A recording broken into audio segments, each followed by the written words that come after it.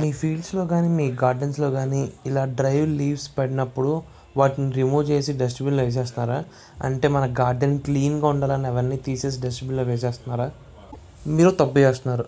నేనైతే ఆ తప్పు చేయను. ఎందుకంటే ఇవి ఇలానే వదిలేస్తే ఇవి స్లోగా డికంపోజ్ అయ్యి ఆ మట్టిలో కలిసిపోయి వాటిలో ఉన్న బలం ఆ మట్టిలోకి వెళ్తుంది. రాను రాను అదే ఒక ఫర్టిలైజర్లా తయారవుతుంది అన్నమాట. ఏంటి నమ్మట్లేదా? ఫర్ ఎగ్జాంపుల్ అడవికి వెళ్దాం. అడవిలో ఎన్ని చెట్లు ఉంటాయి, పెద్ద పెద్ద చెట్లు. వాటన్నిటికీ ఫర్టిలైజర్ ఎవరు వేస్తున్నారు? ఎవరు వేయరు కదా. అవి న్యాచురల్గా ఆ లీవ్స్ కింద పడి అవి సాయిల్లో డికంపోజ్ అయ్యి అవే మళ్ళీ ఫర్టిలైజర్ అవుతాయిలే, కానీ మనం ఎవరో వెళ్ళి ఫర్టిలైజర్ వేయం కదా వాటికి.